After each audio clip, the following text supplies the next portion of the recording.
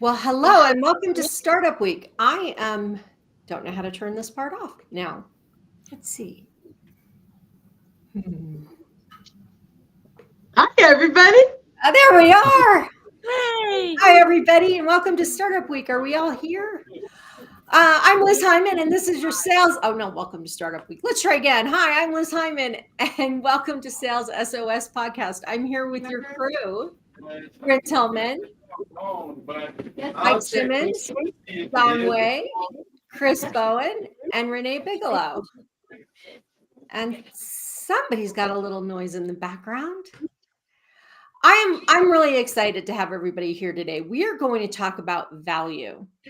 And Thank you. we're going to talk about value. Someone's got noise in the background. But I'm really excited because next week is Reno, Nevada's second startup week. And I've been really involved in it. We have over 600 people registered. And so I'm all excited about Startup Week. And Reno's a pretty small town. If you haven't been here, the biggest little city in the world. So we plan to talk about value, but we're also going to talk about startups because these things align. So let's just jump in. If you're here hang on a second. Before we go to the next phase, someone's going to have to help me figure out how to get the video out of the corner there. Can everybody see that or just me? I think we're okay for now. I think we can keep moving. No one will mind.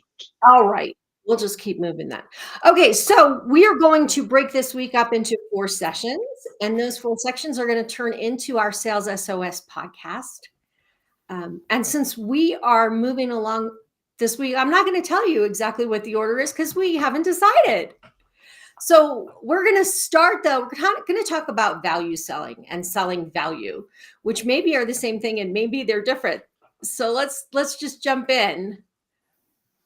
Hi, I'm Liz Hyman. Welcome to the Sales SOS podcast. I'm here with your crew, Bryn Tillman, Mike Simmons, John Way, Chris Bowen, and Renee Bigelow. And today we are going to start talking about value. We're going to talk about value selling or selling value.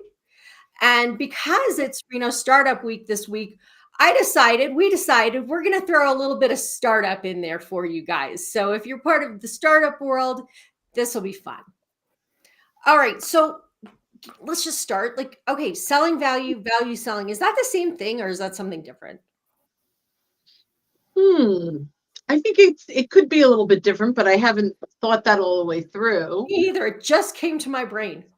So can I start? Are we good? Absolutely. Okay. Yeah. So the first thing we have to do is really, and I love we have deconstructing value.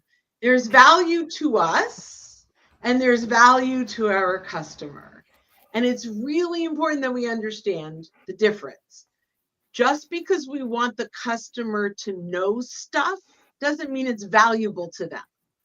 So before we even get to value selling, we have to really recognize that when we say to someone, we can help you do this, this, and this, that's a pitch, that's not value.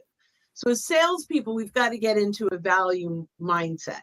So the first thing I believe all salespeople need to do if they want to come from this value mindset is they have to detach from what the prospect is worth to them and attach to what they are worth to the prospect, right?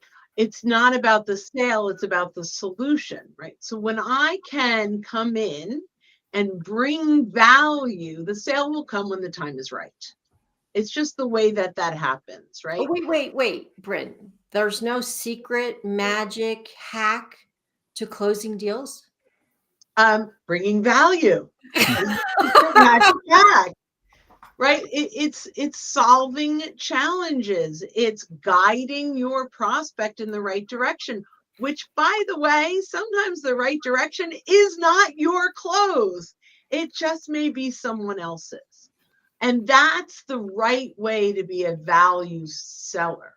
So I think so I'm going to answer your question, I think, which is, so that is a value seller. Selling with value, I think, might be a little bit more transactional, a little bit more like understanding the ROI that they can get if they bought our products and services. But I'm not 100% sure I'm happy with that. That's just what pops into my head. I do think that, there's a big difference. We can think we're bringing value when we ask folks all kinds of fabulous questions to uncover their need. And then we say, hey, we can solve it. That's not real. That's important, but that's not the approach that I think creates a trusted advisor. Yes. So I love that. Can I throw in a Steve Hyman quote here because Steve Bryn, okay. my dad. If anyone could. So Bryn said, what we want to tell our clients may not be what they are interested in. And my dad used to say, my dad still says, I don't give a shit what you want to tell me. And I say that because, I know it's usually Mike and Daryl that do the cursing for us. But in this particular case, I think it's such a strong statement that it makes you stop and think. I want to tell you about, I don't care. Right? All right. So now that I've interrupted the flow, what do you guys think about Bryn's definition of value and selling with value? Crickets. I tend to right on. I tend to always look at value from an outcome perspective. What is going to be what they're going to get at the end or at some definable point in the process, right? And I think as long as you understand, is that valuable to them, either from a company perspective, an individual perspective, an industry perspective, then you should be able to bring that to bear in the right context. Now, whether or not it's above the line or below the line is a completely different set of that process, right? But the first thing is your solution may solve a problem that they know they have. But if it doesn't solve a problem that is big enough to be above the line at that time, you're not getting funded, right? Oh, so value changes, Chris. Absolutely. What's valuable today may not be valuable tomorrow or might not have been valuable yesterday. Right. And vice versa, right? In the inverse as well. So that's how I tend to look at it. And I think if you're bringing value of some flavor into all of your interactions, then when the time is appropriate for that particular prospect or customer, you'll be, if not top of mind, you'll be in that short consideration list. And I think that's what you have to be looking at. You have to be willing to play the long game, because I tell people all the time, like, our focus on a particular quarter, year, what have you, why should they care? They absolutely should not. And if they're more focused on us than we are on them, that's a real problem, probably for their business. Yeah. What else? What else have you guys got on this? I'll add in to Chris's outcomes, which I love. I'll add in expectation, because you can have an outcome that solves the problem, but if it's painful to get there, or if it's not the way I expect it to go, that diminishes value greatly. So I think expectation coming in and being able to match to that expectation, and outcome matching on the outside, on the end, is important. So I think those two pair well together. I think in addition to that, to kind of also add on to what's been said already, is, coming from the background of a product owner and a product builder, you usually think, oh, the way that I increase value is by building bigger, better mousetraps. That's how I get value. And that's not always true. One thing that I know that I've learned is how quickly you can deliver the mousetrap can be very valuable, because some people want it tomorrow as opposed to 3 months from now. To Renee's point, how you deliver the mousetrap is also valuable. How you support the mousetrap after it's delivered is also valuable. So there are a lot of ways that you can add value without getting into the trap of let's just build more complex, more bigger mousetraps and so on. Mm.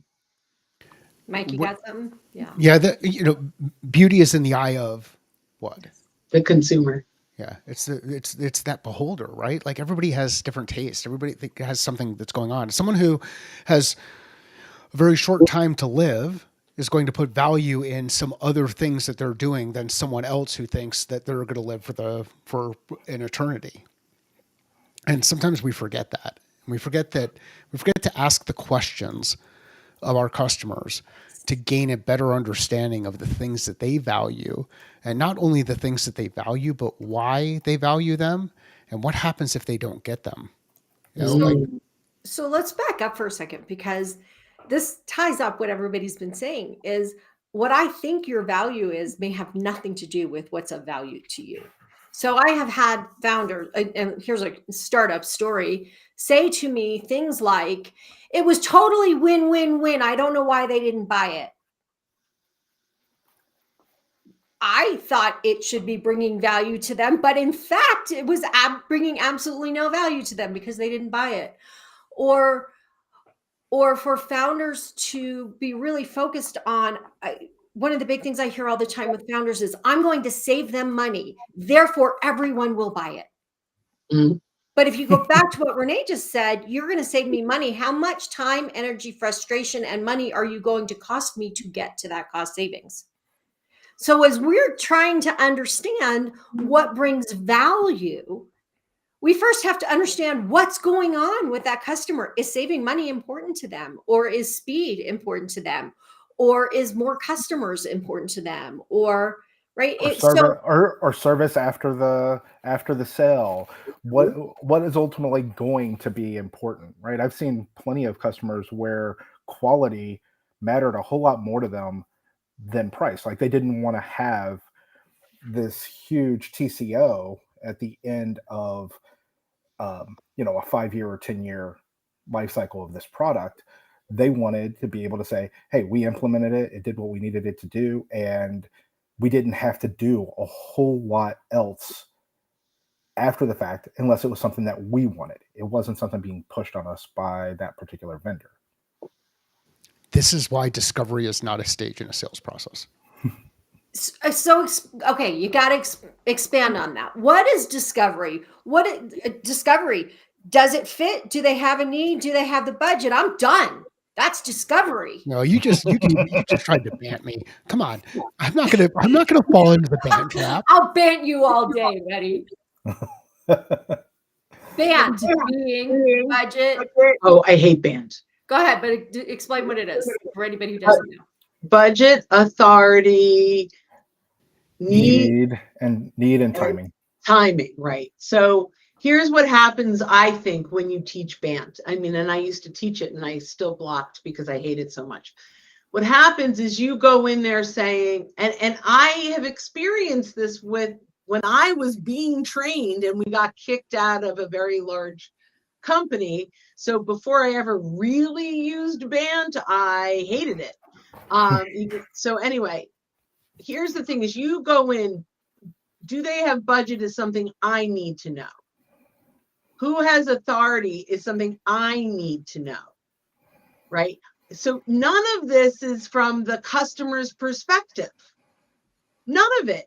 So if you walk in and say, so, I'm really looking forward to learning a little bit more about you and your company and seeing if we're a good fit. May I ask you, have you put budget aside for this project? They're like, I don't even know what we're talking about yet. Like, what do you mean?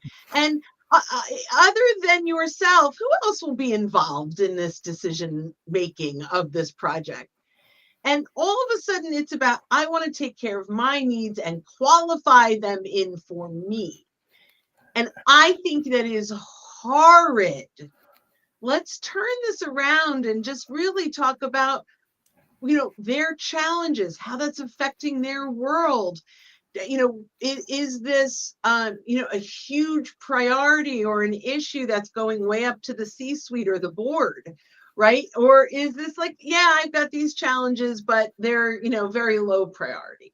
Those are the things we need to identify before we ever ask questions that we need answered. If we can identify a problem or a challenge that we can solve and we can put an ROI to it, they'll find budget. Right. If they can, they'll find it. So I think it's important to say right here, though, it's not that you don't need the answers to those questions at some point during the sales process. It's that if you want to be valuable, if you want to bring value, that's not where it starts. So Mike, take us down this path of what should I be asking then? What kinds of questions should I be asking? What should the conversation look like if I want to bring value? I mean, my favorite questions start with what, like what problem are we solving? What needs to be solved? Then we get into things like who has it, who's impacted, who cares, a couple of different perspectives. And then from each of those perspectives, why does the problem persist? Why is it important to solve? That persist one gets into root cause analysis. Go and ask your 5 whys, get in there and channel your inner 2-year-old.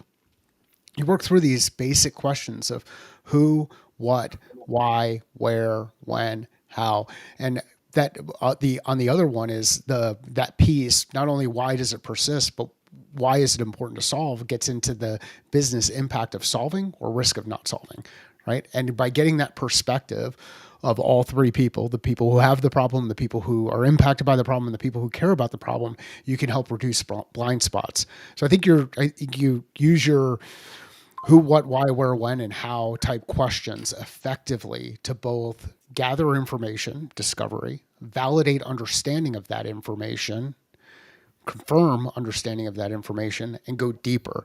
And this is why I hate scripts. And at some point in time, we will talk about scripts and how scripts can cause a lot of damage inside organizations.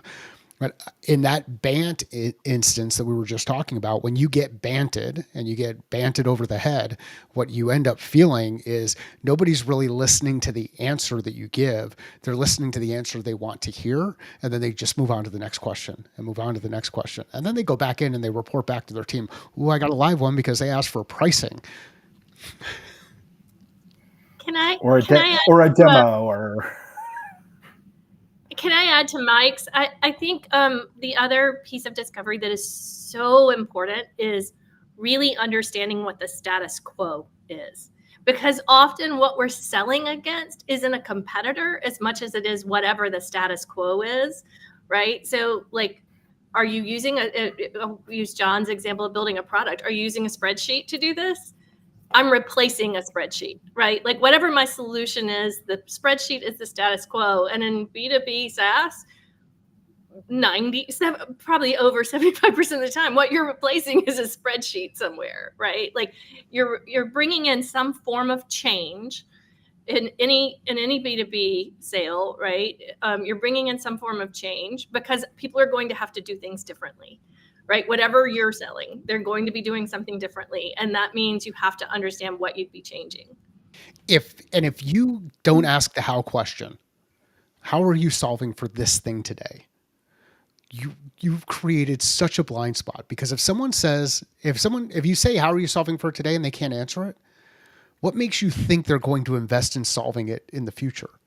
There's got to be some other priority that's getting in the way. But if they're doing it through a spreadsheet and you can fix whatever it is that you can fix, now you can start to talk about that difference between current state, status quo, desired state. What does today look like versus tomorrow? And this is where, as professional revenue leaders, we can really do some exciting things. We can lead our customers and help them avoid failure, help them solve their problems, help them gain success.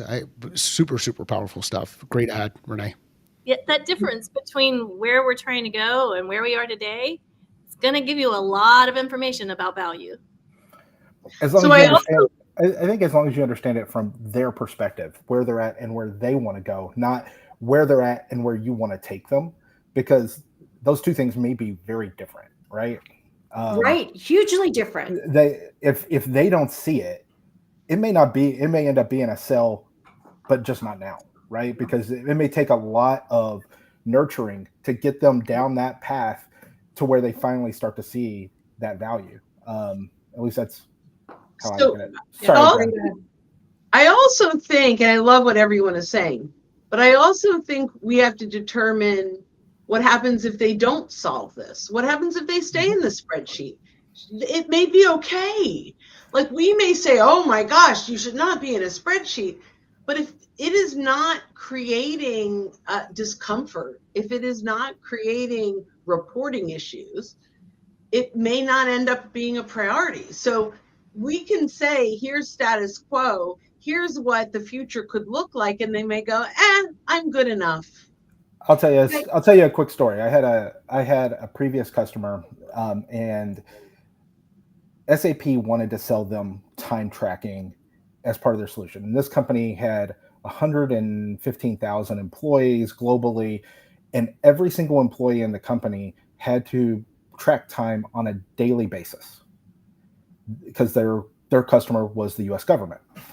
And in order to do this, what they had was a mainframe system that they had built themselves, and everybody used it across the company every single day. And it took 2 people to support that. They were able to get all their reporting. All those 2 people really did is they built new front ends, whether that was for a BlackBerry or a web or whatever applications at that point. And so you're never going to replace it until they decide to get rid of that mainframe, because the pain's not there. There is no pain from their perspective on it. And therefore SAP spent tons of time trying to get them, because they were a big SAP customer, but they were never going to switch to that solution until it got to the point where it's no longer viable. Like we're going to completely get rid of our mainframe, and then at that point it becomes a viable solution at that point. So it's do you understand that pain? Do you understand what it takes for them to support it? And what is that situation that they're going to be in if they continue down the status quo, right? And the situation could be, there's pain, but it's not enough for us to change. John, were you going to add something? Thanks, Chris. No, I want to take us back for a moment, because we're talking about everything except emotions. And we want to think that our buyers are totally rational, and what is valuable to them is about what solves a problem for them. But some of the questions that we need to be asking are, how do you feel about this? What does this mean for you? How is everybody else going to feel about the way, about the process of changing this? What do you hate about what's going on right now? What are you afraid of? What's the scariest thing about doing this? These are the questions we tend not to ask. And these are the questions Mike has, you can't see what's in the chat, but Mike just told us he has no feelings, and I completely believe that. But this idea that we can only talk, if we just talk about the practical things, if we just talk about the problem, we just talk about the solution, but people are way more than the problem and the solution. And the thing that makes them not buy might be fear. The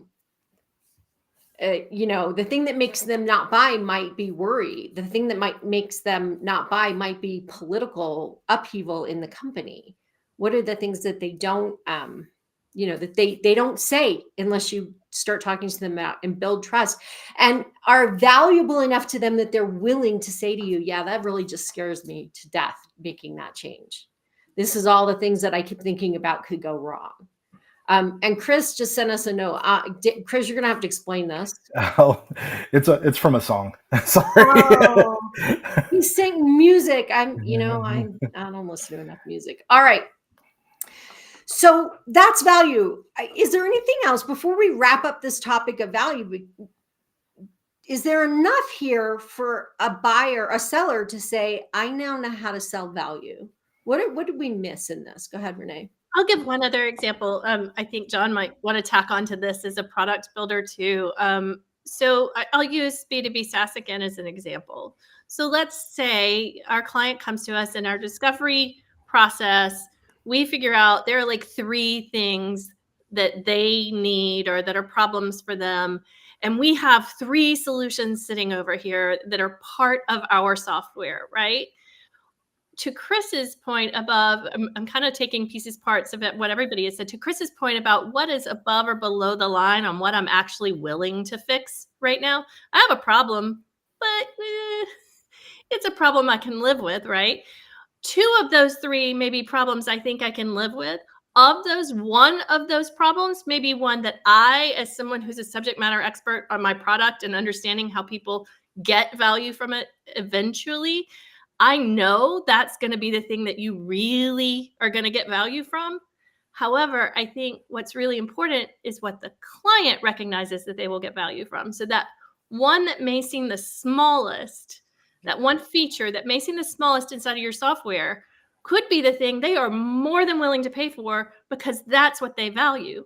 However, if you're doing some full life cycle selling and marketing, you will be moving them into that feature. Once they get good value from that immediate feature, you will be showing them more value on that feature that you know is going to be life-changing for them down the road, right? But if you keep talking about that one that's going to be life-changing when all they care about is the small one that they were more than happy to pay you for, you can lose the sale because it's not, as Chris put it, above the line and priority right now, even though we know it probably should be. And I know in talking with all of you, we've had those instances before where we know a client really needs to be doing this, but what they're focused on is this. It's often the first step to that other thing. Was that Sometimes, too Eric, or does that Yeah. kind of break it down? sometimes it can just be what's the level of change that that organization can absorb Right. at any given point, right? Because big change requires, at least in large organizations, requires huge teams of to make that happen. Maybe you have to start someplace where you're saying, hey, we know this isn't 100% what we think is going to be the most valuable thing for you, but it's where you have to start in order for you to get organizational buy-in for this stuff that's further down the line. And I think this to me is exactly the reason why Mike was talking about how you should not follow scripts. Because if you don't do that, if you're just following a script on a demo, you're just going to go through what usually, me as a product owner, what I think is going to be the most valuable. And you're just tempted to go through that every single time, as opposed to what everybody's saying here is through the conversation with the customer, you figure out like, oh, this other feature that I usually don't demo, but that's the one that they want to see. And then you go for that one. I completely agree with that. The other thing I wanted to say, Liz, when we're talking about value is there is a lot of value in helping someone navigate their own corporate structure to get your purchase approved. There's a lot of that. One of the things that I've learned is that there are a lot of times there are people who don't know how to navigate their own corporate structure, don't know how to get their own POs created. But if you can help them with that, that adds value to whatever it is that you're doing, because the other person is like, well, you got to do it on your own, and they don't want to put up the fight. They don't want to figure out how to navigate the politics. But if you can guide them through that, I think that's really valuable. So the bottom line, okay, Mike, quick, and then we're going to wrap this section up. Really quick, to build on John's point, one of the best questions that you can ask, or a question that works well for me, is when you purchase like something like this in the past, how have you done it? Yeah. Or when you purchase something, how have you done it? Like, what's that? It's not, hey, what's your purchase process? So I can put it on my. let's give a crap about, and I have not yet cursed. Only Liz has. Let's give a crap about what others are going through. I think the bottom line here. Go ahead, Bryn. Yeah, so I just want to say one of the greatest things that you can do in understanding how they bought before is go onto LinkedIn and search past company not present in the role of the person you're talking to. And you can find out who used to be in that seat that has moved on. And you can reach out to them and say, hey, I'm working with your replacement. I'm curious, can you provide some insights? And former employees will sing like a mockingbird, right? So leveraging past, not current employees is a fantastic way to find out how they bought before. So what I'm hearing from all of you, though, is that if I want to bring value as a sales rep, I need to be a guide rather than a hammer, right? I'm not forcing you. I'm not hammering this nail into this board. I'm guiding you through a process of making a decision. I'm understanding what's going on. I'm understanding the problem. I'm looking at all of the things that are involved in this buying decision. I'm looking at our solution, helping you figure out which parts of it fit or don't fit. And then I'm guiding through the process of helping the rest of your team buy in. I'm bringing value when you sell, aside from the solution itself, which you hope is valuable, is about the way we support our client through the buying process. Yeah. Can we end on that note? Are we good? Absolutely. All right. So thanks for joining us for this segment of Start Up Your Sales. I think in the next one, we're going to talk about value prop for just a few minutes. So join us in our next segment. Okay, value prop. We're going to do that now. And I think we're going to try and add in some startup stuff to value prop. All right. Welcome to the Sales SOS podcast. I'm Liz Hyman, your host, and I have your crew here, Bryn Tillman, Mike Simmons, John Way, Chris Bowen, and Renee Bigelow. And we are talking about deconstructing value. And we're going to talk about value proposition for a little while. But in honor of Startup Week, Reno's Startup Week, which I've been really involved in, we are going to bring in startups into this conversation, because I think one of the hardest things for startup founders to do is really understand value from your customer's perspective and how to write a value proposition that has meaning. So you guys, should I just start with my definition of value proposition? I do value proposition a little differently than some people. So for me, a value proposition starts with not your product. It starts with your customer's problem in their words. How do they talk about your problem? So your customer's problem in their words, how you solve it, that's your product, and why you're the best solution for your ideal customer. So you can't figure out your value proposition until you know who you're selling it to.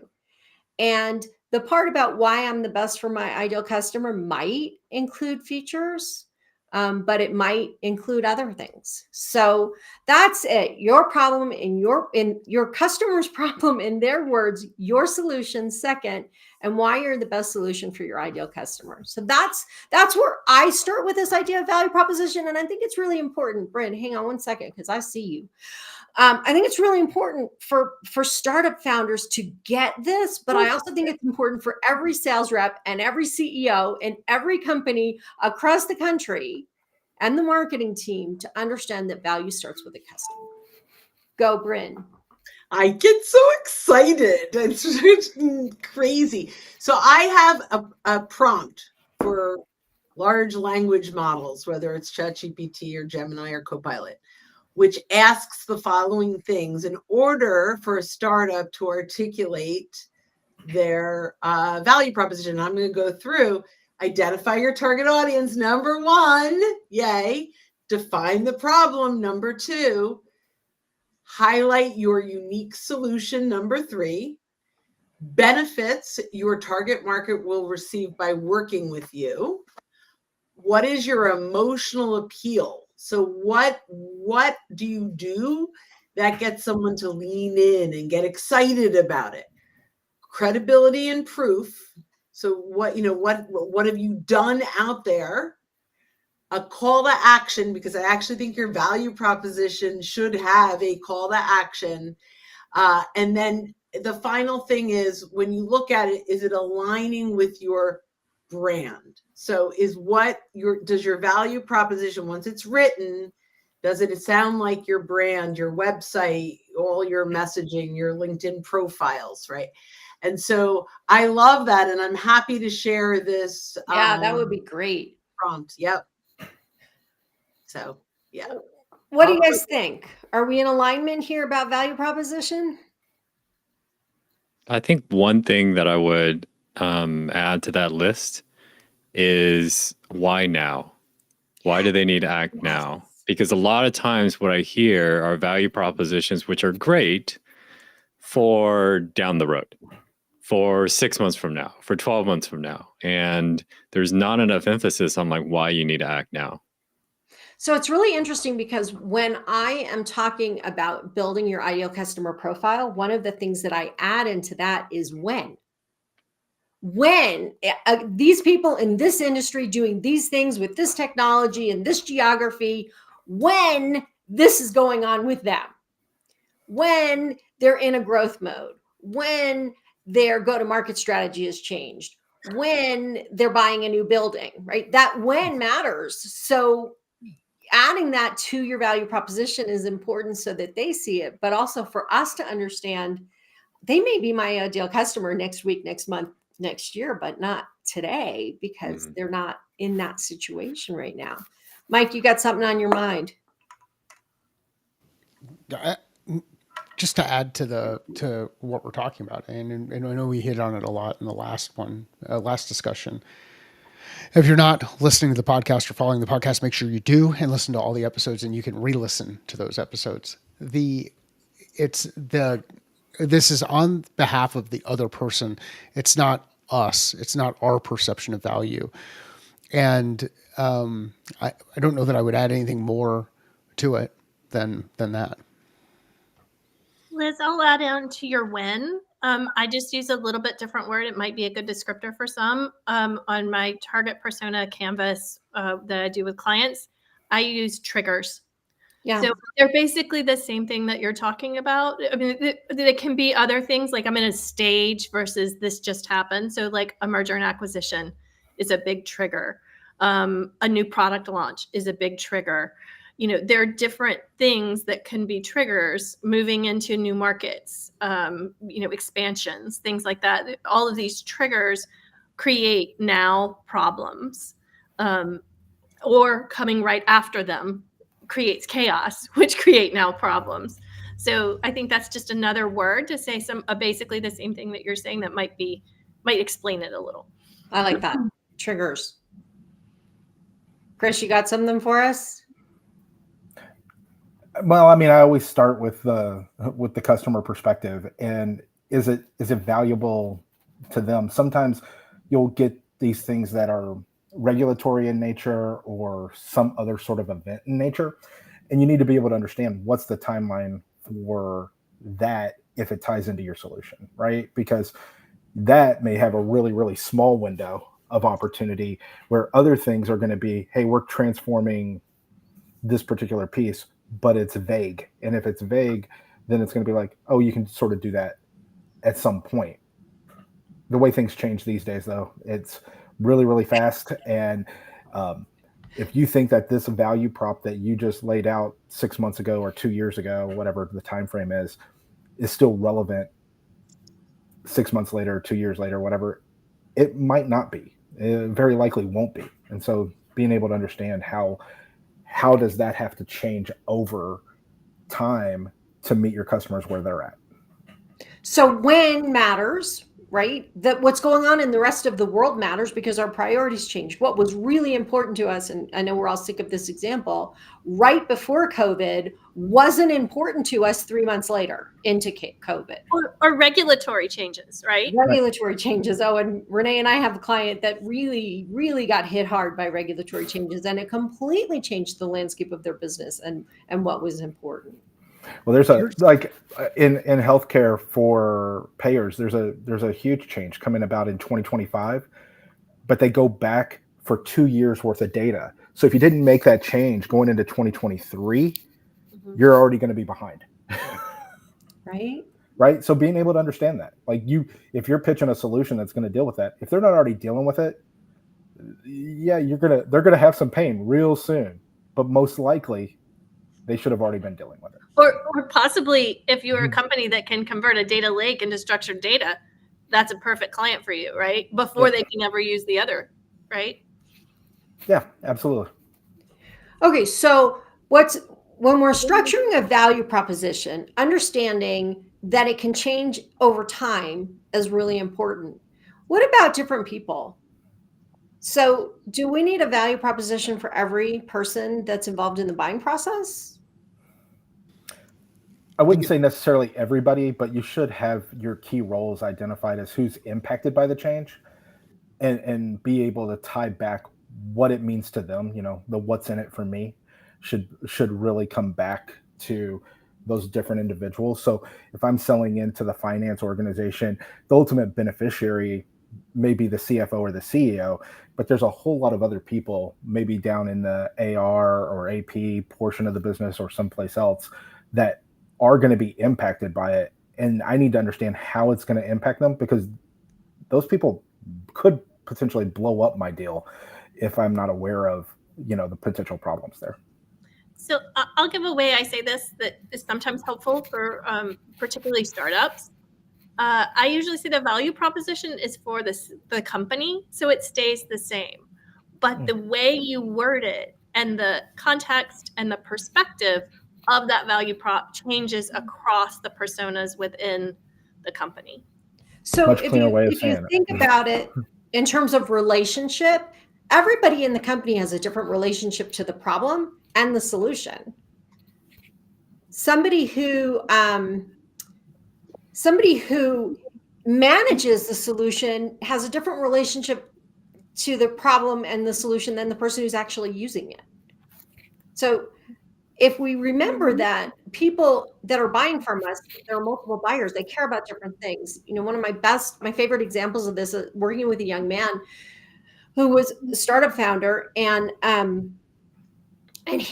I said, okay, so you're going to go talk to the engineer. What are you going to talk to the engineer about? And he said, ROI.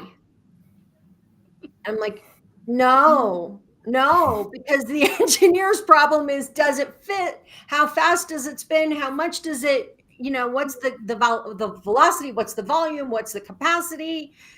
Is it in my budget? Like, that engineer's not interested in ROI. So we think, okay, my value proposition is about, I'm going to, their return on investment is going to be really great because they're going to invest this much and make this much. But if I'm the one using the product in order to do my job every day, I'm not interested in return on investment. So Or in that situation with the engineer, you might end up building the Pinto, right? Where, a 47-cent piece would keep the bumper from impacting the gas tank and causing them to explode. But because they were so focused on the cost from how they had been beaten about it, they didn't put it in for that small minor piece, and it ended up costing them quite a bit more. So, Hey, Chris, for the younger folks on this call like me, what's a Pinto? it's a very old car from Ford that is not around anymore. One of the things, and I think John had his hand up a little bit earlier. One of the questions that you can ask in this part of the process is when someone says no or gets in the way of getting this thing done, why are they going to say no? What's their story going to be? What's your response going to be?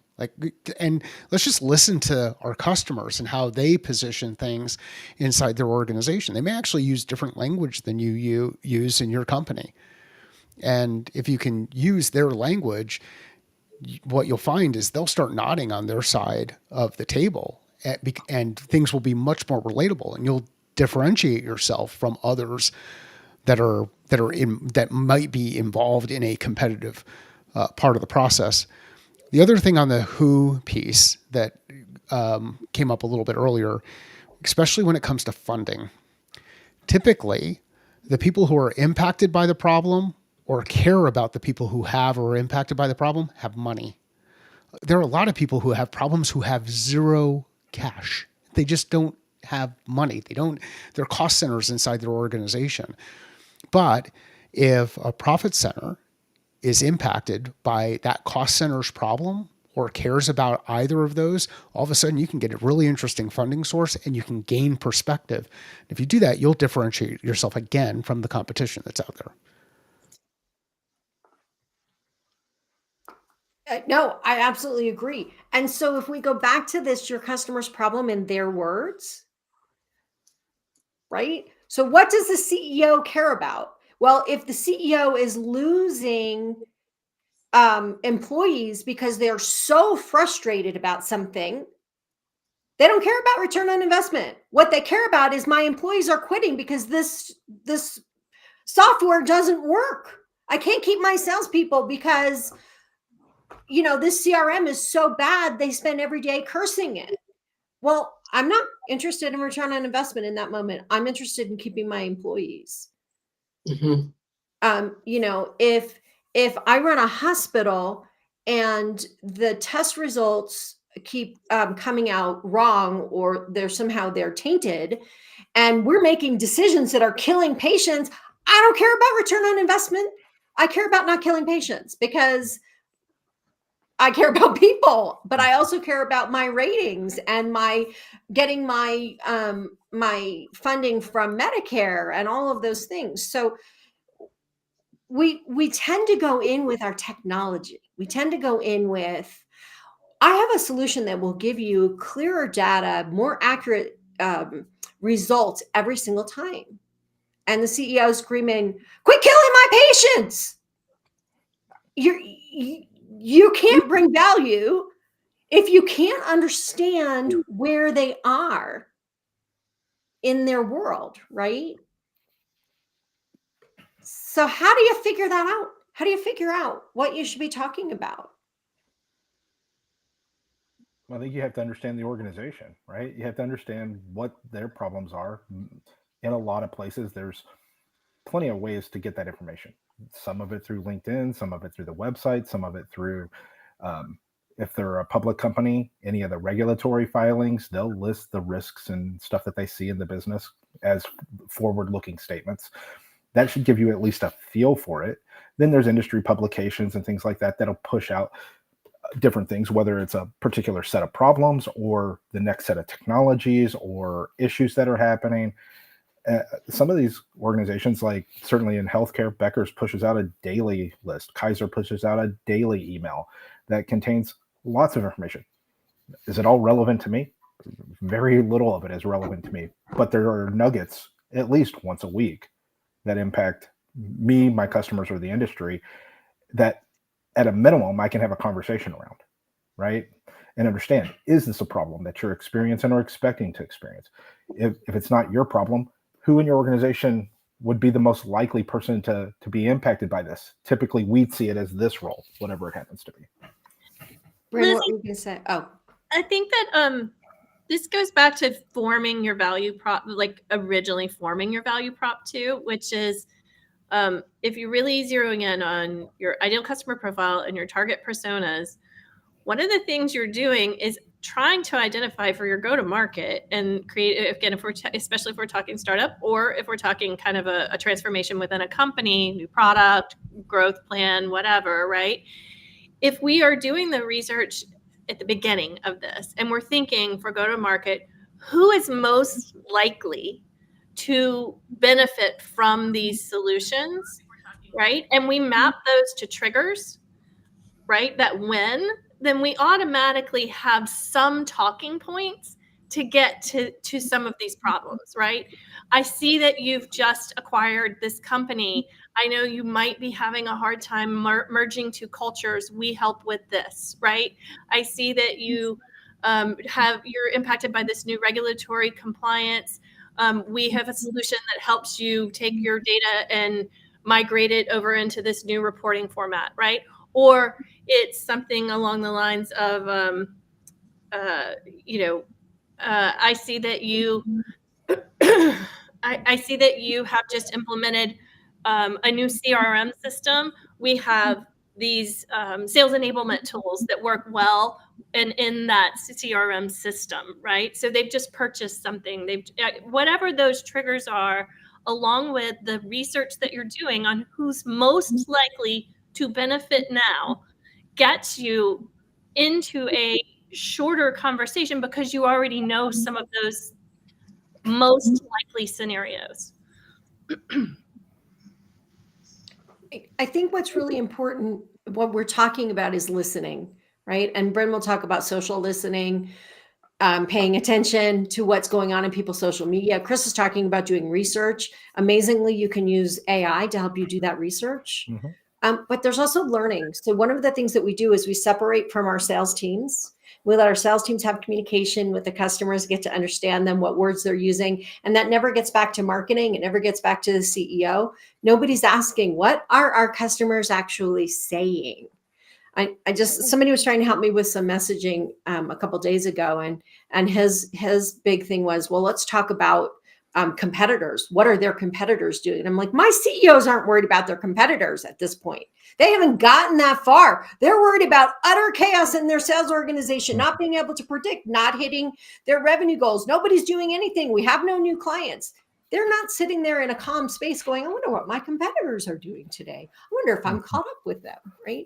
So when we're writing copy, when we're talking to our customers, when we're bringing value, it's because we've been really listening and learning about them.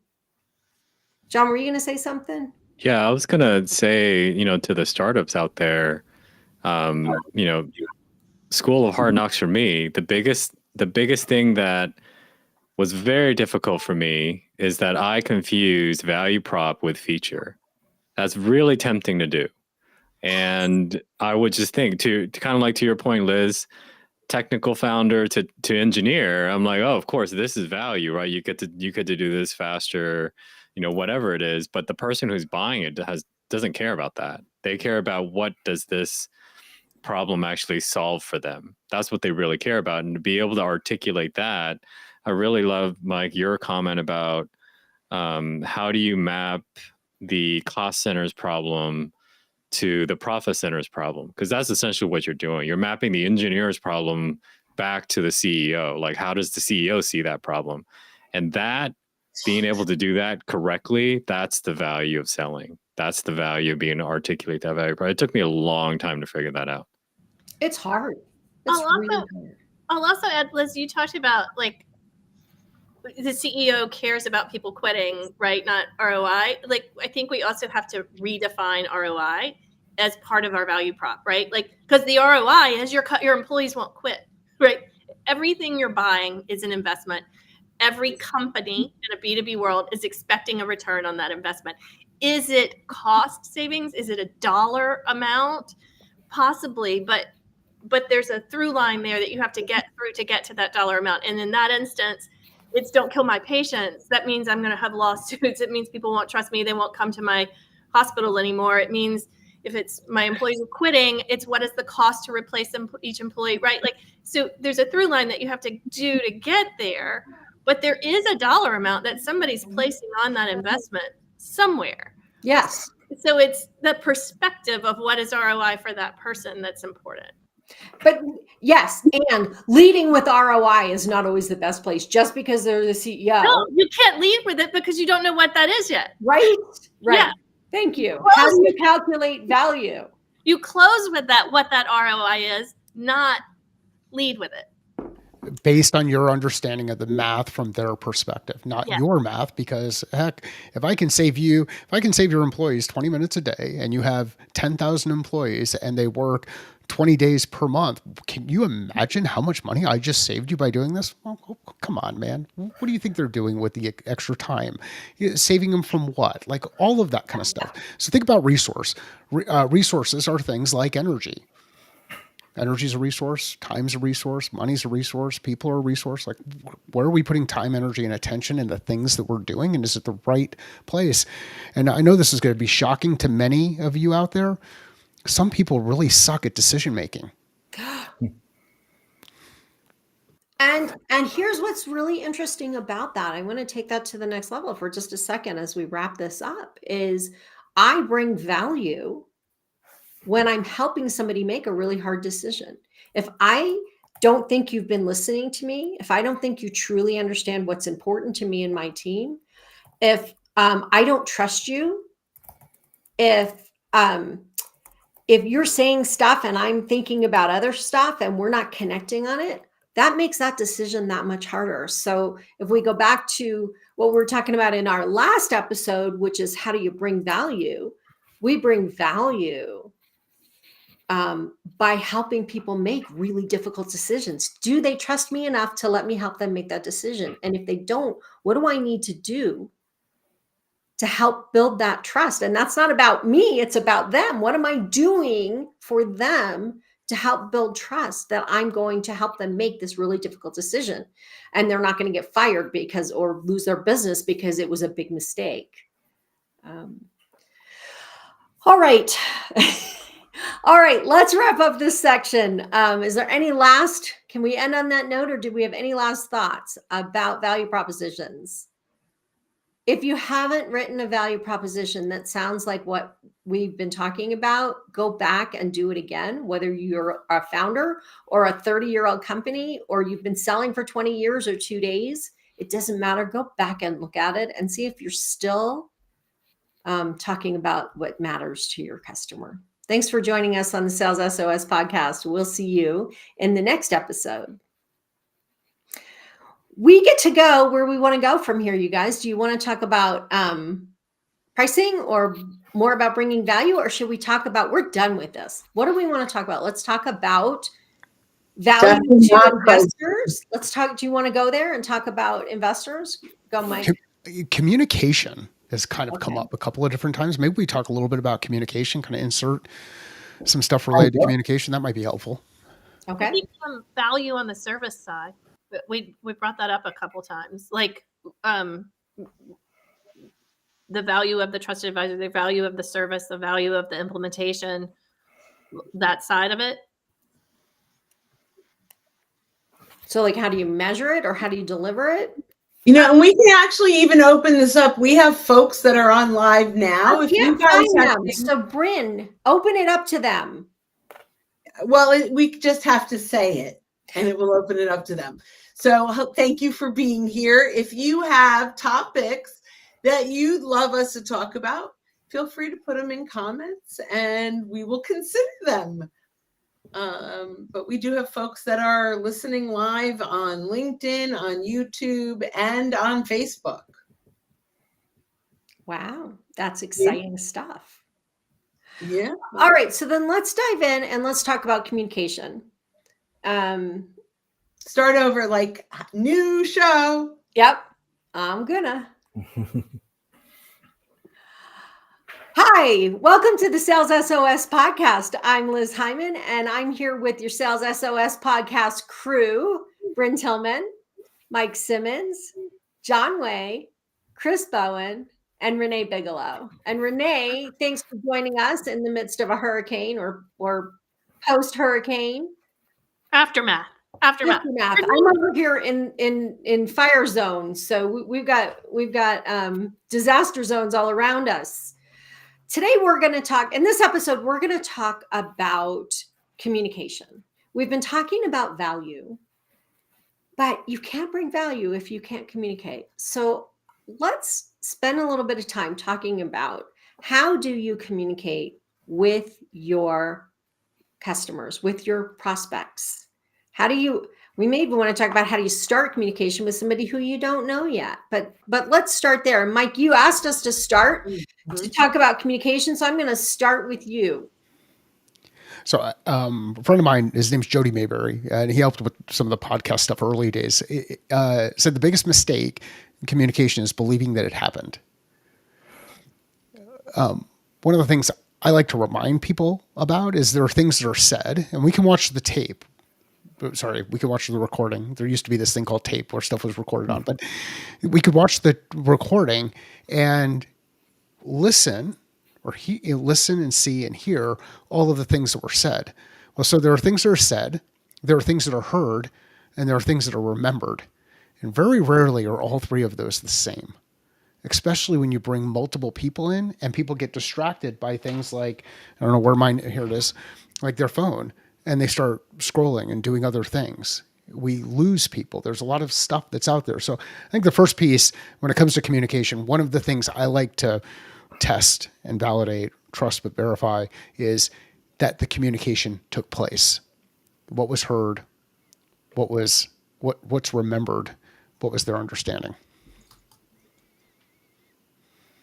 And how often does somebody think they communicated something that somebody else understood as something completely different? It never happens in my household. I mean, Jen and I communicate better than anybody else. I'm sure. I mean, and the dogs always listen to me when I say things like sit and stay and all of that other kind of stuff. Communication always happens. Well, they probably understand a lot more English than you do dog. This is also true.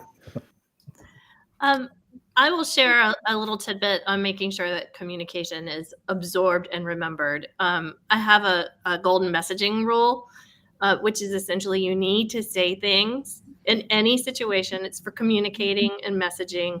In any situation, you need to say things 8 to 10 times minimum, and you need to do it over 3 to 5 different formats. So in person, in email, in a presentation, like you have to do this multiple times, and it needs to have consistency. You're basically using some psychology. You need something called repetition priming. You need to prime for people to remember, and eventually it will cut through all that clutter. So if you just do that 8 to 10 over 3 to 5, I love your example, Mike, of confirmation, right? Like this is what was covered. This is what we agreed. Do we all agree? This is what we agreed. But you also have to do that repetition for it to really sink in and for people to understand. So I'd like to add, one of the best things you can do is ask your client how they like to communicate. I have a client that I text with.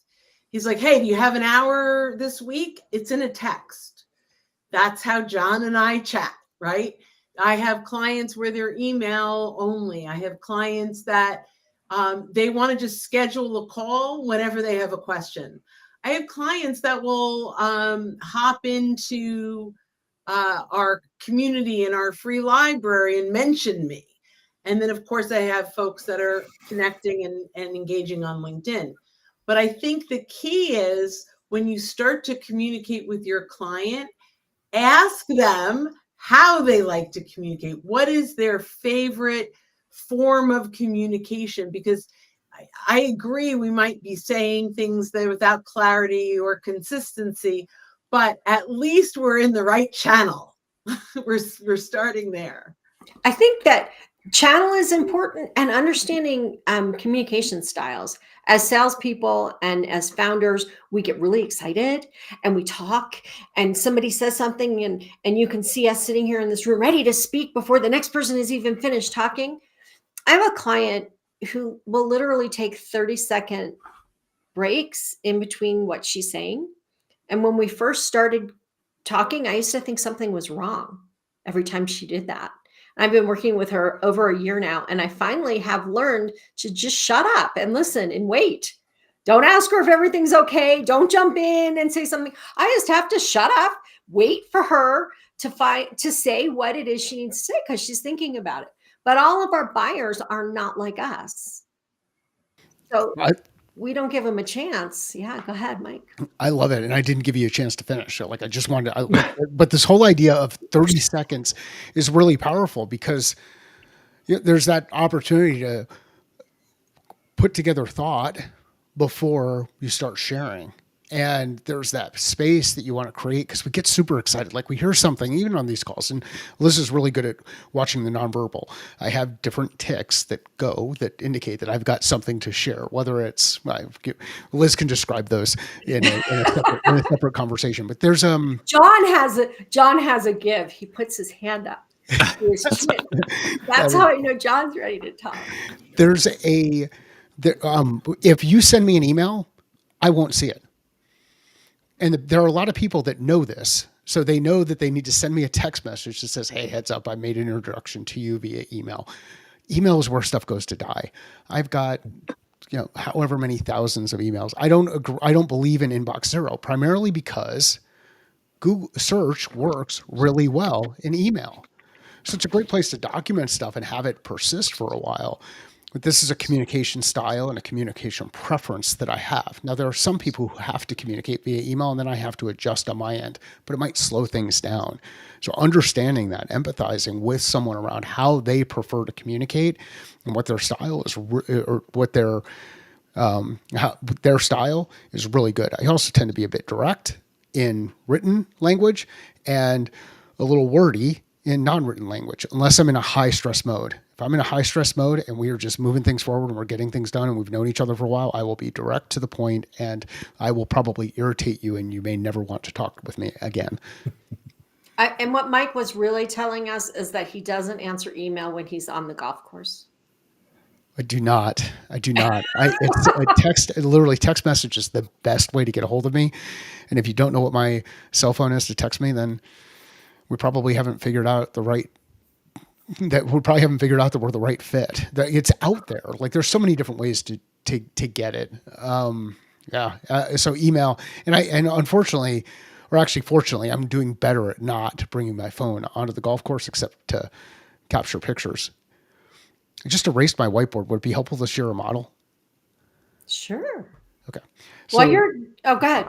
Yeah. So one of the things that happens with this whole communication. Okay, wait, hang on a second though.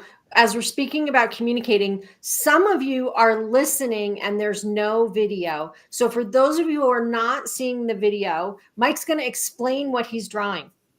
I am. And what I want you to do, if you're not watching the video and you're listening to this, whether you're working out or you're in the car or whatever, think about a square. Everything that we're going to talk about is going to work. We're going to work around a square as a tool. And at the top of the square, just write who. At the top of the square, write who. Who is part of the communication? Who's in the room? Who am I communicating with? It might be multiple people. It might be one person. On the right-hand side of the square, I want you to write down TO. TO stands for their objectives. Let's anticipate their objectives. What are they looking to accomplish? What are their goals? What are they trying to do? What do they want to get out of this conversation, this communication that's happening? On the other side, I want you to write our objectives. Left-hand side. So on the right-hand side, we have TO, their objectives. We're anticipating something. On the left-hand side, our objectives. What do we want to get out? What do we want to learn? What do we want to share? What do we want to confirm? What do we want to validate? And then at the bottom of the square, right, next steps. These are your desired next steps. What's the thing that you expect people to do as a result? What are the actions that people should do as a result of that communication? If you know those 4 things, you will help de-risk the communication that is going to take place and help increase the likelihood that you'll get to the place that you want to go.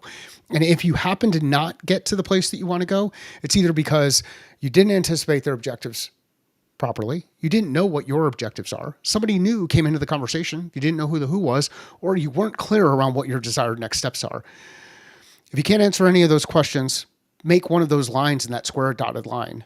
That shape can now no longer hold water.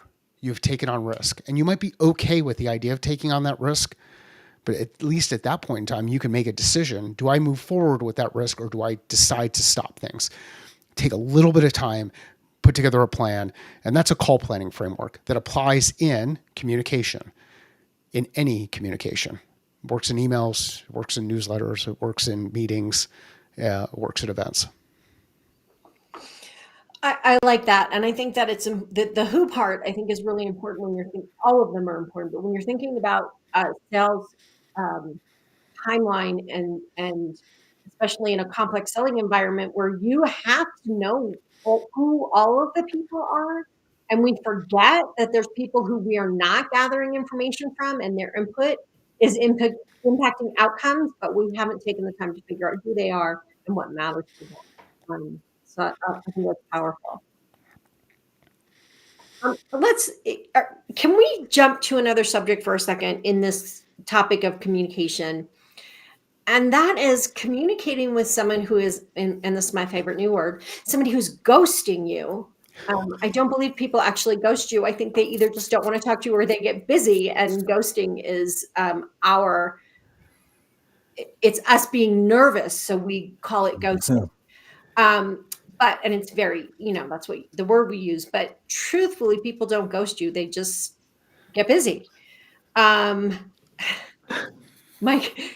Mike is the millennial who's going to help us understand this. Okay. So What do we say to somebody who's either ghosting us? How do we communicate to somebody in a way that they will hear if they're ghosting us, or if we've never talked to them again? I think right now, one of the biggest things, or never talked to them before, one of the biggest things we're struggling with is in a very, very noisy world.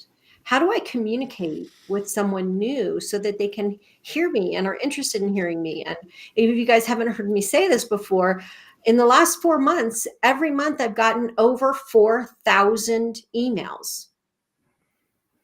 Guess how many emails I read from people I don't know? I can't even find the emails from the people who need me. So how in this really noisy world, how do we communicate? So Throwing it out there. So I'll go out. I'll just tie this back to that same messaging golden rule. This is where that frequency helps. This is where those different formats help. But how you do it is important. Otherwise, you're just slamming someone with the same thing over and over again, right? Like, did you read my last message? I'm moving this to the top of your inbox. I'm going to say this one more time. Did you see my email below? It's just below this one. Did you see it yet? Do you mean like that? Yeah, exactly. Like, that's not how to do it. But what you want to do is connect it back to what matters to the person, right? So I'll go back to some of the examples we shared in one of our prior podcasts on triggers, right? Oh, hey, Liz, congratulations. I saw you just acquired a new organization, right? Like, I'm now congratulating you. Your ego takes over, right? Like, these are simple psychology principles, right? Like, someone sending you a congratulations note. If I knew that you haven't read my last 3 emails, if I can see that they've never been opened, then maybe I want to send it to you on LinkedIn, responding to your announcement, right? Like, trying to just get through in some way and about a topic that is important to you, right? Like, those all count as some of your touches and ways that you can get across. Bryn, you're really good at this. Help us out here. How do we talk to people who don't know they want to talk to us, or we don't know yet? Yeah. So I think we have to start with understanding what they need before they're thinking about our solution.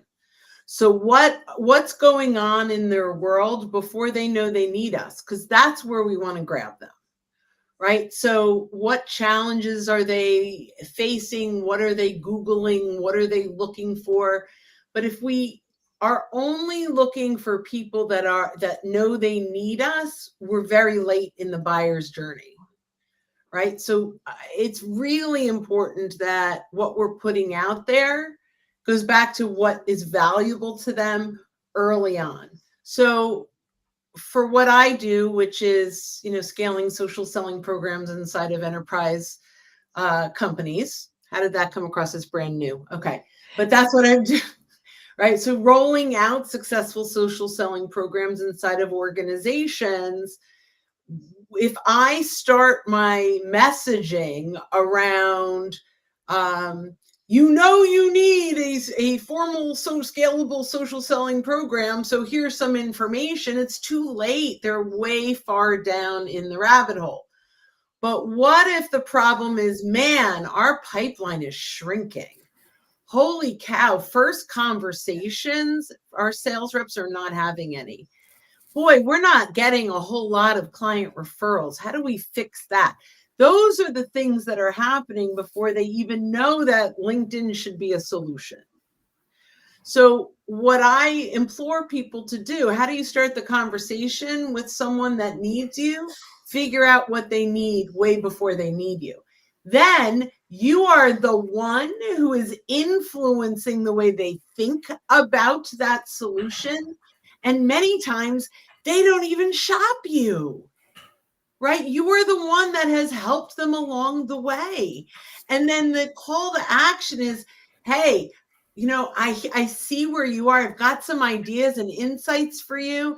If you're interested, I'm happy to throw some ideas your way. It's not exactly what I do, but I work with lots of people that are in this area, and I've talked with a lot of people that have failed and succeeded, and I can kind of maybe even help you get there. And we're not solving that immediate problem, but we are now positioned that when they've worked through that piece, that we are one of the solutions they bring in.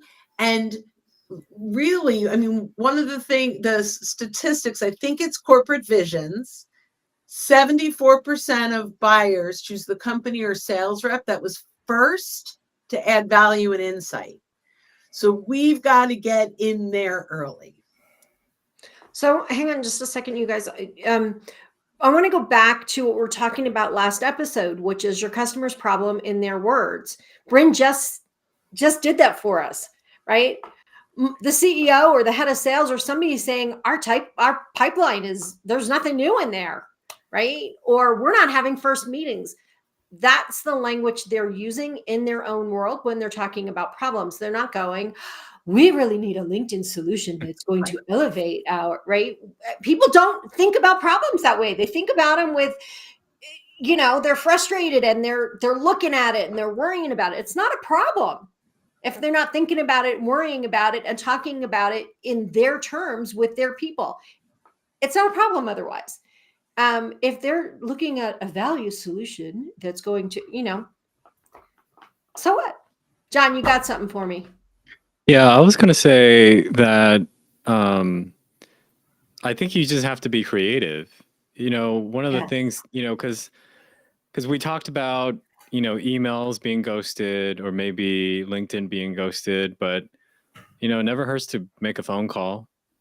Some people actually send out like a letter or something like that. And sometimes, if none of that works or something like that, you could potentially call on a referral partner or an advisor or speak at an event that the decision maker likes to go to or something like that. But you just have to be creative. But I think a lot of times we get stuck on, well, I'm comfortable over email, and so that's what I'm going to use. And I think one of the topics, the themes that we've been talking about through the last previous episodes is, no, you have to adapt to what your customer prefers. And I think Bryn, you said it the best. You have to understand their communication style. And what if they're like Mike? Mike ghosted you. Well, that's because Mike doesn't read emails. You have to show up at the golf course. I got a phone call yesterday from somebody who said, Liz, I sent you 3 emails and you didn't respond to me. And I never got one of her emails. I looked and then I finally found them in my junk folder. I'm like, I was not ghosting you. I absolutely would have written back to you or called you if I had gotten it, but I did not. Liz, I'll add a little more context to this, making sure you're known. One of the things from a marketing perspective that is our job to do for marketing is to make sure our brand is known earlier and earlier in the buyer's journey, right? In that buyer's pyramid, right? The earlier that you know my brand, the more likely that there's a recall when you understand you have that problem that you're going to go to it. That is equally important for a person. So from the marketing perspective, it's the brand. But from a sales perspective, a relationship perspective, you want the person to know the person they're going to call on well before they need to call on them too, right? Because the earlier they know and trust that person, as a human, as a good human, or have a relationship, the more likely they are to be like, oh, I know someone who does this, right? So you have one of my clients, I'll say one of the big things that we came up with that really helped is backing this relationship up with the brand, like who we were targeting and the group we were targeting from the brand, is having the founder create like a target 100 list and connect with as many of those people well before a launch, right? So that founder can be known. Because if you're known, just like you said, you don't open those emails from people you don't know. So how do you get known? You start interacting. I'll tell you an old PR play that works still to this day. Reporters are just like leads, right? Like you're trying to pitch something to them. You go follow the reporter on Twitter. You engage with their things. You comment, you do whatever. Like you become known to them before you pitch something to them so that they're like, oh, I recognize that name. I've seen it 10, 20, 30 times, right? Like, because you've liked on a lot of their tweets or you liked on a lot of their things, right? Your name is familiar to them. I think that's a big piece that gets missed. People think that marketing has to do this whole side for the brand to be known, which is true. But if you also have the person known, it's like a double whammy. It's like it's not who you know, it's who knows you. Yeah. Yeah, but I think this is also ties into this idea of getting referrals, right? In this very, very noisy world, if I don't have credibility by myself, I need to borrow credibility from somebody that does have credibility with the person I'm talking to. And I have to tell you guys, I'm sitting here doing my C's, right? We've talked about curiosity. We've talked about creativity. We've talked about communication. We've implied compassion, although we haven't really said it when we started talking about emotions. And now we're talking about credibility, which is one of my favorite C's. So, yeah, no, if we don't have credibility, if I don't know who you are and you're trying to talk to me, somehow you're going to have to earn credibility, and we can earn it by leveraging our relationships. We can earn it by, I do this for Coca-Cola. I can do it for you too. Might be a way to earn credibility, but in all this noise, somehow you have to be credible enough for somebody to listen to you. Go ahead, Bren. So, we talk a lot about earning the right to get the conversation, right? So how do we do that? And Keenan, that wrote Gap Selling, talks about mastering the ask offer ratio, which I love. And I'm going to adapt it to my words now, but it's his concept, which is I am going to offer you something in exchange for your time. You are buying my content, whatever that is, whether it's an email, a blog post, a video. I'm selling you my content in exchange for your time. So if you think about this, right, that is the one resource you can never get back. And so you've got to master it. And that's how you start to earn the right to get the conversation. So this is the biggest fail is I click through and I think I'm going to learn something and it's a pitch, right? So that's a bait and switch. The next one is where almost everyone fails, but no one knows it, which is neutral, right? It doesn't create a compelling moment. It doesn't hurt you, but it doesn't help move the dial forward. It doesn't help you earn the right to get that conversation. When you have mastered the ask offer ratio, at the end of them, of consuming your content, they're like, man, that was a great use of my time. And when they say that, they're willing to take your call because they believe that even more time will be well spent. And so much of earning that credibility comes in with that first engagement with you. Is this of value? And when you can continue to bring value in every point, they go, man, I got an ROI on my time. Then they'll book time with you. So, John, what you got? I was going to say, to add on to what Bren just said and Renee said, and your topic of credibility, like one of the things that I think people make a big mistake on with referrals is all they care about is get me the meeting. That's all they care about. Just get me the meeting. And for me, again, the School of Hard Knocks, I've learned there is a huge difference between somebody meeting with me because, let's say, Liz called in a favor versus them meeting with me and Liz told them, John knows the answer to your problem. That is a world of difference. And if we all know what the outcome of calling in a favor is going to be, right? We meet for coffee and that's pretty much it. So how do you get the second kind?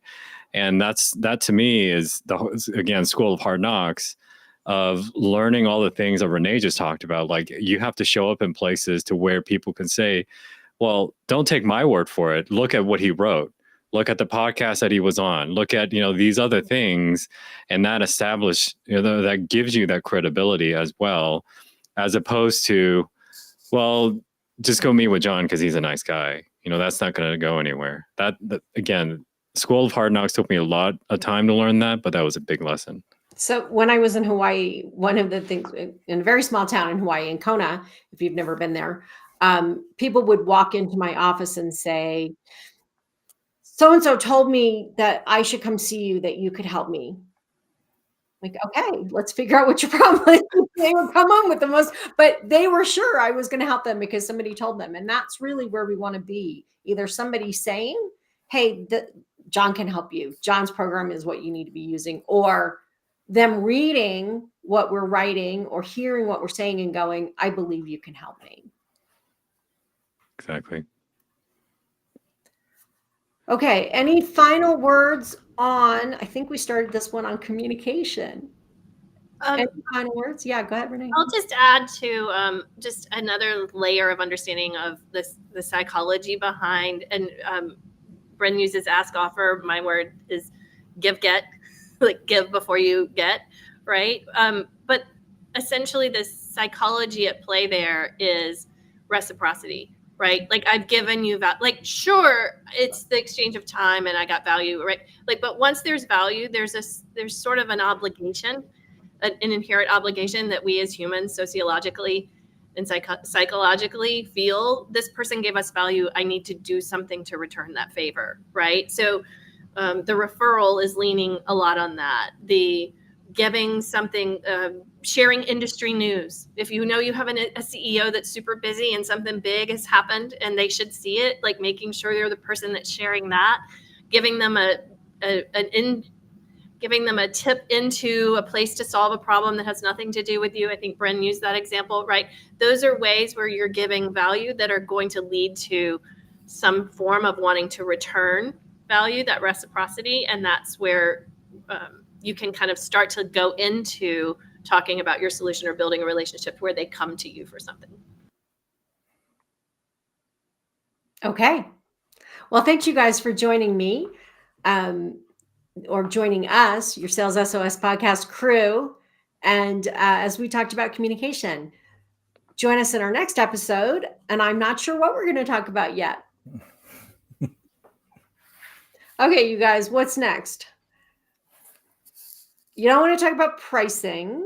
We already talked about bringing value. Let's do something startup-y. You want to do like go to market or something? Sure. Yeah? I love GTM conversations. GTM is one of my favorites. Okay, here we go. Hi, welcome to the Sales SOS podcast. I'm Liz Hyman, and I'm here with your Sales SOS podcast crew. And we are celebrating Reno Startup Week right now. And we're going to talk, I already forgot what we're going to talk about. Go to market. Go to market. Let's do that again. Let's do that again. I completely forgot what we were going to talk about. Okay. Take two. For all of you who are with us live, this is the fun stuff. Okay. Hi, I'm Liz Hyman. Welcome to the Sales SOS podcast. I'm here with your Sales SOS podcast crew, Bryn Tillman, Mike Simmons, John Way, Chris Bowen, and Renee Bigelow. And in honor of Reno Startup Week, I'm in Reno, Nevada, and we are having our Startup Week next week. We're really excited about, it's our second year. We already have over 500 people registered, and we're super excited. So I thought we'd use some time to talk about startups. And one of the biggest things I see missing, I listen to pitches all the time, and I've talked to founders, and they don't understand really what a go-to-market strategy is. Like, I'll hear them say things like, well, I'm just going to use social media. Like, that's our go-to-market strategy. And we have to back up and go, whoa, whoa, whoa, whoa. There's a whole lot more to go-to-market than I'm just going to use social media. So wait, hang on one second. So what we want to talk about is what are all the different things that are involved in go-to-market, and how, I think the important piece is, how are people going to find you, right? Bring, go. So, I mean, you drop social media. So there are actually, when you're doing a go-to-market strategy for social selling, there are 8 stages. Wait, stop 1 second. So this is not I'm just going to use social media. Like, you actually have a strategy. For you to Yes. use social media, it doesn't just like happen. I'm going to use social media. I'm going to have an influencer. Like it doesn't just happen. There's like a plan. There's a strategy. It's called a go-to-market strategy. Okay, sorry, Bryn. Go ahead. Give us the No, I love it. This is strategy. so when it comes to social selling, and this is my myopic view. First, we have to establish our goals and our KPIs. What do we want to achieve? Right? What is our goal? Is our goal to create more trust-based conversations? Is it about downloading ebooks? Is it like, what is our goal? And then what are the KPIs we are going to look at so we can measure whether or not it's working? So, I mean, that's simple, but it shouldn't be that simple. That's the concept. The second one is buyer mapping. Who's our audience? What do they care about? A lot of things that we talked about. What are they doing before they meet us? What color car do they drive? Whatever it is you want, you build out that persona. That was sort of like a bad joke.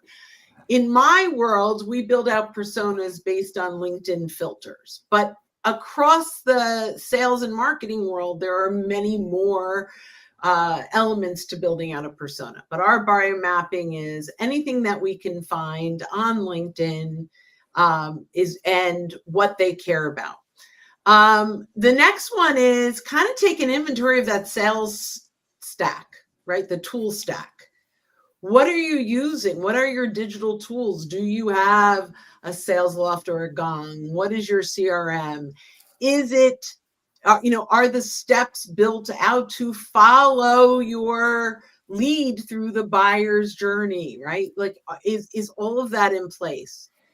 Then once we've got that, and even what are our content tools, so many things around that. The next one is your content strategy. So that's number 4, I think I'm on 4, content strategy. This is what content do we need from marketing in order to execute on the buyer journey, right? And we need content from early on before they know they need us, all the way through how do we upsell and cross-sell internally and even get introductions externally, and everything in between, content to overcome objections before we hear them, all those things, right? So number 5 is creating an internal playbook, right? So now we've got this includes what profiles look like. This includes what our messaging looks like, what content strategy looks like, what are our connection requests and our messaging, right? A full playbook for the go-to-market team. Then we need to go out and scale profiles from resumes to resources. Across the board, with the playbook being part of this, everyone needs to show up as a resource in the brand story. Then it's training. I'm like, wait, what's next? Right? Then once we've done that, now we go in and how do you build a network? How do you earn the right to get the conversation? What are we doing with the content we now have created?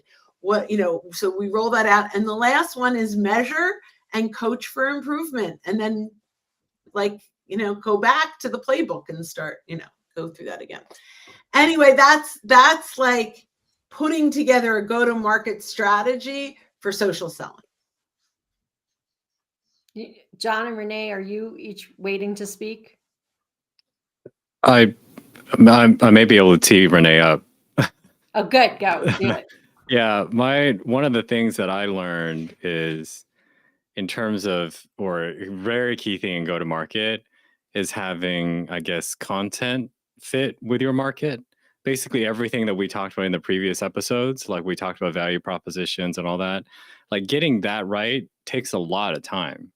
And I think people just think that it just magically happens, and it doesn't. So No, I'll product turn it over to fit is one of the toughest things. Yeah. So I'll turn it over to Renee. I'm sure she can really dive deep into that. Yeah, so I have a really shorthand definition for go-to-market strategy. Liz knows this one, but it's essentially what is the shortest path to finding the people most likely to get value from your product, right? So you're developing a strategy around that. is like, and then you expand that like to people who are maybe a little more likely, and then you expand that to other ways we can reach them, right? But when you're really starting and you're a startup, you're looking for the fastest path, the shortest path to how to get the people most likely to find value and get them to your product, right? Like, so that involves marketing, that involves sales, that involves customer success. It involves the whole thing. It means you have to have consistent messaging. You need to know who those people are. You need to know what they're going to value. You need to be able to do the move them through the cycle with whatever materials you need. That could be sales enablement, that could be onboarding, that could be like all of those things are part of your go-to-market. Another piece that comes into this often is partnerships, particularly for a startup, because 0 to 1 is hardest, right? So Liz talked about referrals and credibility. Partnerships do a big piece of that and help you kind of slide in a little bit further down that short path.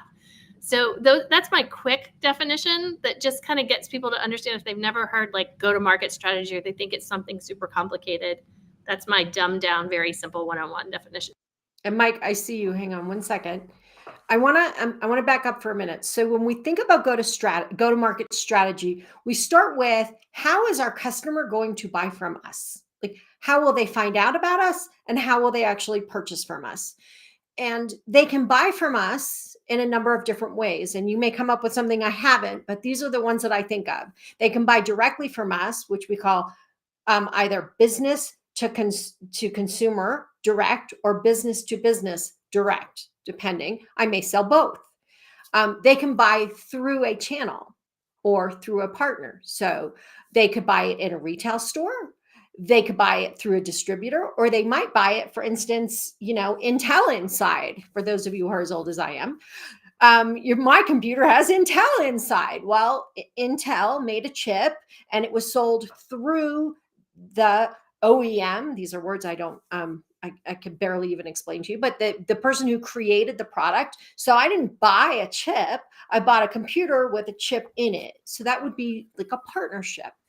So you could buy it, or you can do completely e-commerce, either B2B or B2C, or you do any combination of those. But so when we're building our go-to-market strategy, we have to really understand, how is this customer going to purchase this from me? Are they going to buy it through Amazon?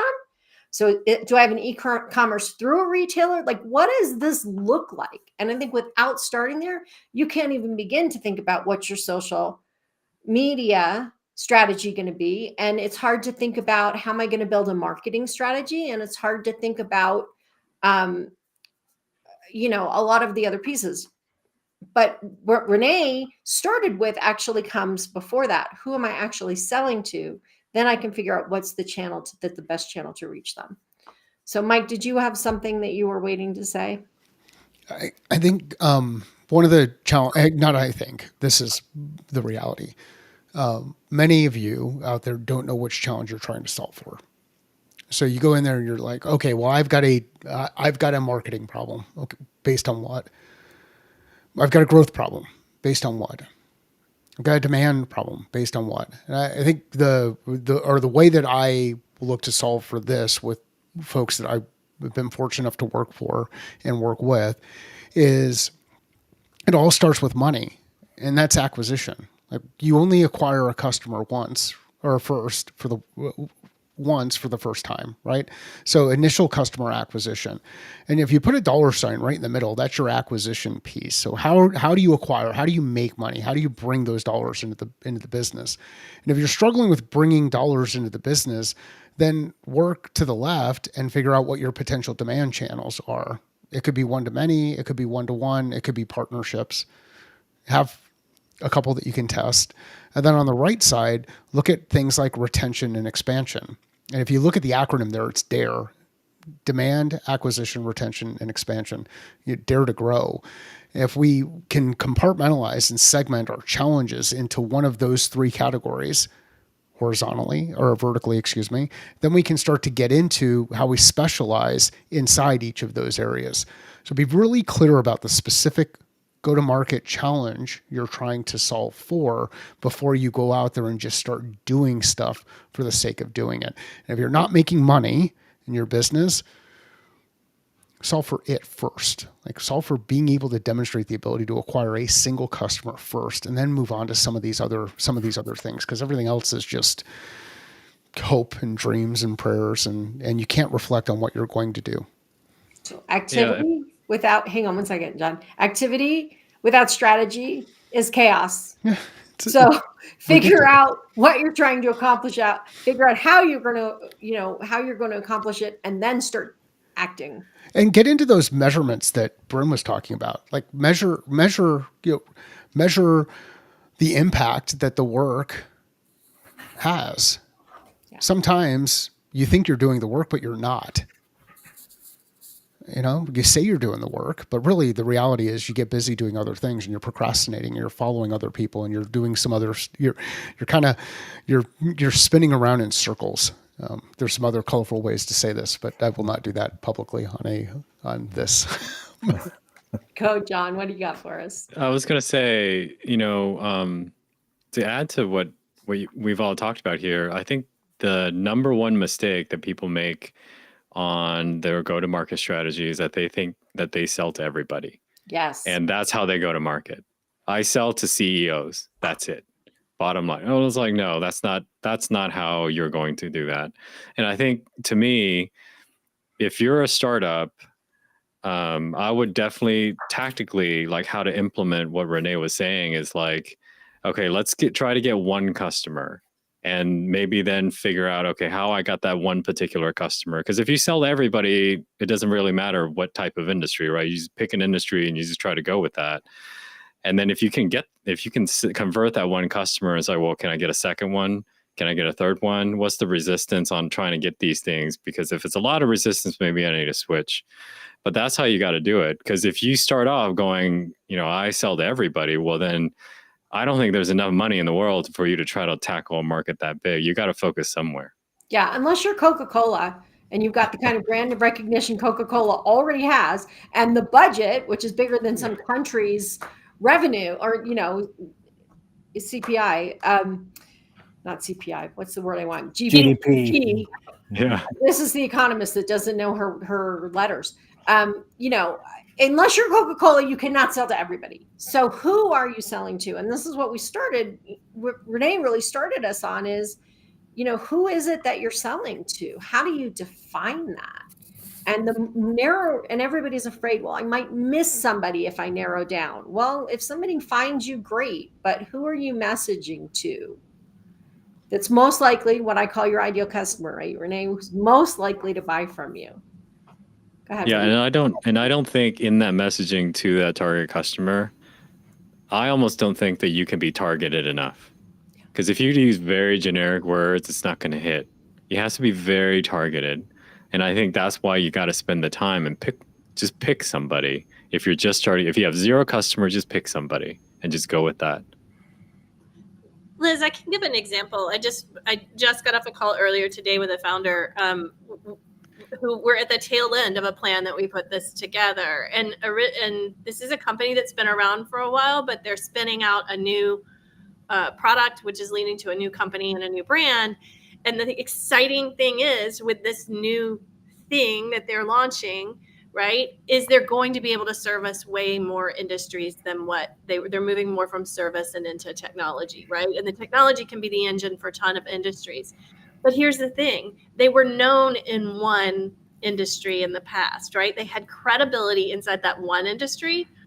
So as we spin out what we basically had to kind of work around and get on board the same page from is, yes, there are like 10 industries that are going to find this complete game-changing technology, but as you said, we don't have the budget for all of them. We aren't known to all of them. We have no credibility to all of them, but we do with one, right? And that one is our springboard to the others, right? And so what we did is we developed a strategy of how we're going to address it with that one and be very specific, but leave ourselves some breathing room to grow when we're ready to use that one to springboard to 2 and that 2 to springboard to 3. And so how do we make sure that we aren't blocking out messaging and yet niching it down? There is an art to that, but where you really have to get comfortable is I have to win one before I can win another. If you were, and I hate to use battles, but it's one that people understand. If you were trying to fight a war on all fronts, you become much weaker and it's much harder. But if you take a beachhead and you really go after one, and then you can sort of do the rest with dominoes, right? Like you have to have some sort of beachhead that you go in on. And that's kind of what our plan is for this one. It's a fully thought out plan. Like there is no, we're only going to do this if, right? It's really thought through on how to get to the different stages, but it will take time, right? And that was a big conversation of how to get there, because as John said, this CEO and founder is like knows he has a great thing, but he also had to understand, okay, what's the first thing we're going to do, right? What's the thing we're capable of doing today? So I think what's really important too is we're sort of focused on the idea of startups right now, but go-to-market strategies change. Like this is not I created my go-to-market strategy and it's this forever, because it doesn't happen that way.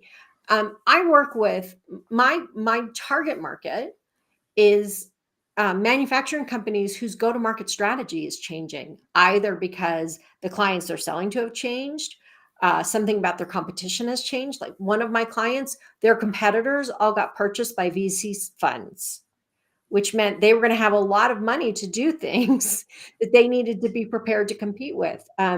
Sometimes they have a new product, or the way they deliver their product changes, right? So, so if you think that go-to-market doesn't change, then you get really stale, right? Even 30-year-old companies have to go back and look at their go-to-market strategy.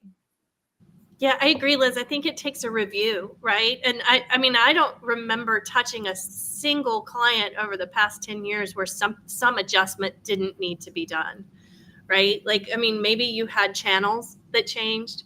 Maybe the reliance on channels is going away and you haven't caught that memo yet. Maybe co-op dollars were once a big thing that you could get. And I mean, I literally cannot think of a single instance where something out external wasn't affecting the internal go-to-market strategy. Yeah. A lot of my clients have never had an outbound sales team before, and their environment has changed enough that they're saying, hey, I need help building an outbound sales organization. The world around us changes. And I think one of the things that people are so afraid of when they create a strategy, whether it's a go-to-market strategy or a business strategy or a marketing strategy or a sales strategy, is that this somehow is written in stone. And it's never, if you're not watching us, Mike just shook his head big. No, it's never written in stone. It can't be written in stone. We have to be prepared to pivot. We have to be prepared to address whatever is happening in the world around us, whether it's COVID or it's oil or it's war or whatever it is. The world around us, a big drop in the economy, whatever it is, we have to be prepared to pivot, to change our go-to-market strategy, sometimes to change our product line. But we always have to be thinking about, where do we want to go? You have to create the strategy and then you can change it. You can't just not create the strategy because it might change. Yeah, it shouldn't be a binder that's sitting on the shelf gathering dust, right? I've seen many of those. Oh yeah, me too. You know, John mentioned earlier he thought one of the top mistakes was people thinking everybody was their customer. I agree with that one, but I would say coming in really close behind it in go-to-market strategies is someone goes into a peer group, right, or something like that, and they come out and say, I've heard this is the number one thing. Like this worked for X, right? X worked for Y. Without realizing that maybe that social media influencer strategy that you were talking about, Liz, really works best for B2C, right? Not B2B. You're a B2B company, and a B2C company that you were sitting with the one that said that used it. Or simply that it doesn't work well with you use salespeople, and the influencer works great if you have e-com set up, right? Like whether you're B2B or B2C, if you have e-com versus you going through salespeople where you have custom solutions, right? It doesn't work as well. So really, that's probably, I'd say, a really close second to being the top mistake I see is there's a lot of great advice out there, and that's wonderful. And a lot of people have a lot of stories. They will also, memory is selective. They will tell you the parts that worked and not the parts that didn't, right? When you hear them speak at conferences and things like that, you hear a very narrow view of a lot of it. But you also have to remember how much it applies to you and what works for your organization, for your customer. That's where I see a lot of tension around go-to-market strategy. And I'm often very honest with people about that. I hear you, and that is a great one. It's not your great one. Yeah. I mean, I'll give you, for instance, right now is SEO. Like if you're coming to the game for SEO and you haven't done it before and you're hearing everybody else like built their business up, well, if that was 10 years ago, it's a different ballgame. It's a totally different ballgame now than it was 10 years ago. So what they are going to tell you worked then doesn't work the same way now, right? So like there's a lot of nuance to that. I think that Also- one of the Oh, go ahead, Liz. one of the places we hear this a lot in SaaS, right?